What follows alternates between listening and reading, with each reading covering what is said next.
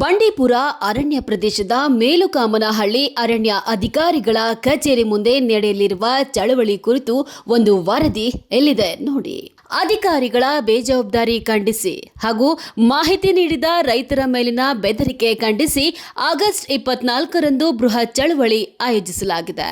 ಹೌದು, ಬಂಡೀಪುರ ಹುಲಿ ಸಂರಕ್ಷಿತ ಪ್ರದೇಶದ ಮೇಲುಕಾಮನಹಳ್ಳಿ ಅರಣ್ಯ ಅಧಿಕಾರಿಗಳ ಕಚೇರಿ ಮುಂದೆ ಅರಣ್ಯ ಇಲಾಖೆಯ ಬೇಜವಾಬ್ದಾರಿ ಧೋರಣೆ ಮತ್ತು ಮಾಹಿತಿ ನೀಡಿದ ರೈತರನ್ನ ಬೆದರಿಸ್ತಾ ಇರುವ ಕ್ರಮವನ್ನ ಖಂಡಿಸಿ ದಿನಾಂಕ 24/8/2026ರಂದು ಬೃಹತ್ ಚಳುವಳಿಯನ್ನ ಹಮ್ಮಿಕೊಳ್ಳಲಾಗಿದೆ. ರೈತ ಮುಖಂಡ ಹೊನ್ನೂರು ಪ್ರಕಾಶ್ ಅವರ ನೇತೃತ್ವದಲ್ಲಿ ಈ ಪ್ರತಿಭಟನೆ ನಡೆಯಲಿದೆ. ನಮಸ್ಕಾರ.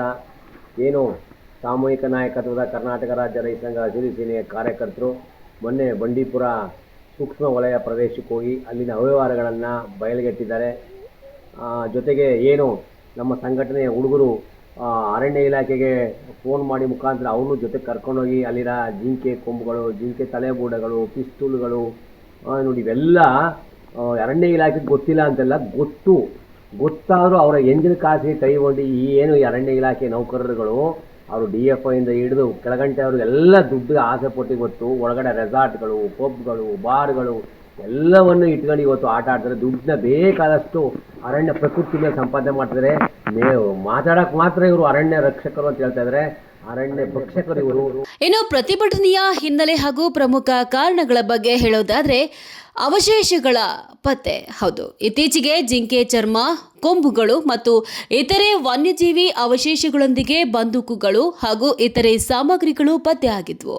ಅಲ್ಲದೆ ಅಧಿಕಾರಿಗಳ ನಿರ್ಲಕ್ಷ್ಯ. ಹೌದು, ವನ್ಯಜೀವಿ ಅಪರಾಧಕ್ಕೆ ಸಂಬಂಧಪಟ್ಟಂತೆ ಈ ಗಂಭೀರ ಪ್ರಕರಣದಲ್ಲಿ ಅರಣ್ಯ ಅಧಿಕಾರಿಗಳ ಮೌನ ಮತ್ತು ಬೇಜವಾಬ್ದಾರಿ ತೀವ್ರ ಆಕ್ರೋಶಕ್ಕೆ ಕಾರಣ ಆಗಿದೆ. ಅಲ್ಲದೆ ರೈತರಿಗೆ ಬೆದರಿಕೆ ನೀಡಿದ ಹಿನ್ನೆಲೆ. ಹೌದು, ಈ ಕುರಿತು ಅಧಿಕಾರಿಗಳಿಗೆ ಸರಿಯಾದ ಮಾಹಿತಿ ನೀಡಿದ ರೈತರ ಮೇಲೆಯೇ ಉಲ್ಟಾ ಕೇಸ್ ಹಾಕಿ ಕಾನೂನು ಕ್ರಮ ಜರುಗಿಸುವುದಾಗಿ ಮತ್ತು ಸುಳ್ಳು ಪ್ರಕರಣಗಳಲ್ಲಿ ಸಿಲುಕಿಸುವುದಾಗಿ DCF ಹಾಗೂ ಸ್ಥಳೀಯ ಅರಣ್ಯ ಅಧಿಕಾರಿಗಳು ಬೆದರಿಕೆ ಹಾಕ್ತಿದ್ದಾರೆ ಎಂದು ಆರೋಪಿಸಲಾಗಿದೆ. ಹಿಡ್ಕೊಟ್ರು ನಿಮ್ಮ ಮೇಲೆ ಕೇಸ್ ಆಗ್ತದೆ ಅಂತ ಆ ಅವಿವೇಕಿ ಏನು DFI ಇದ್ದಾನೆ, ಯಾರು ಶುಭಮ್ ಅಂತ, ಅವನೇನು ಅವಿವೇಕಿ ರೈತರ ಮೇಲೆ ಕೇಸ್ ಹಾಕಿನಂತ. ಆಕೆ ಕೇಸ್ ಹೆಂಗಾಗ್ತದೆ? ಹಾಗಾಗಿ ಇಂಥ ಪ್ರಕರಣಗಳು ಇನ್ನೂ ಬೇಕಾದಷ್ಟಿವೆ.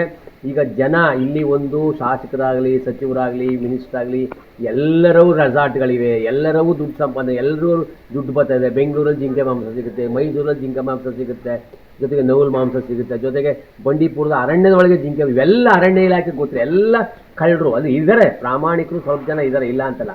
ಆದರೆ ಜಾಸ್ತಿ ಜನ ಭ್ರಷ್ಟರಿಂದ ಕಾಡು ನಾಶ ಆಗ್ತದೆ. ಇವತ್ತಾರು ತಿಳ್ಕೊಳ್ಳಿ ಜನಗಳು. ನಾನು ರಾಜಕೀಯದವ್ರಿಗೆ ಹೇಳ್ತಾ ಇಲ್ಲ, ನಮ್ಮ ಜನಗಳಿಗೆ ಹೇಳ್ತಾ ಇದ್ದೀನಿ. ನಾವೆಲ್ಲ ಒಗ್ಗಟ್ಟಾಗಿ ಆ ರೆಸಾರ್ಟ್ಗಳು ಮತ್ತು ಆ ಸಫಾರಿನ ನಿಲ್ಲಿಸದೆ ಹೋದರೆ ಮುಂದೆ ಭಾಳಷ್ಟು ನಾವು ಬೆಲೆ ಕೊಡಬೇಕಾಗಿ. ನೋಡಿ, ಇವತ್ತು ಮಳೆ ಇಲ್ಲ, ನಮಗೆ ಭಾಳಷ್ಟು ನಾವು ಇದು ಮಾಡ್ತಾಯಿದ್ದೀವಿ. ಅರಣ್ಯ ರಕ್ಷಣೆ ಮಾಡೋರು ಅವರಲ್ಲ, ನಾವು ರೈತರು ಅರಣ್ಯ ರಕ್ಷಣೆ ಮಾಡೋರು, ಪ್ರಾಣಿಗಳ ರಕ್ಷಣೆ ಮಾಡೋರು ನಾವು.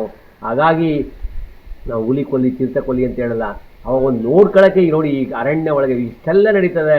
ಅವ್ರು ರಾಜಾರೋಷವಾಗಿ ಅವನಿಗೆಲ್ಲ ಇಟ್ಕೊಂಡಿದ್ರೆ ಗೊತ್ತಿಲ್ಲ ಅಂತಲ್ಲ, ಎಲ್ಲರಿಗೂ ಗೊತ್ತು. MLA ಇಂದ ಹಿಡಿದು ಮಿನಿಸ್ಟ್ರಿಗೂ ಗೊತ್ತು, ಅರಣ್ಯ ಅಧಿಕಾರಿಗೂ ಗೊತ್ತು. ಇವರೆಲ್ಲ ಕಳ್ಳಾಟ ಆಡ್ತಾರೆ. ಎಚ್ಚರಿಕೆ. ನಾವು ಇವತ್ತು 24 ಇದ್ರ ಬಗ್ಗೆ ಹೋರಾಟ ಮಾಡ್ತೀವಿ.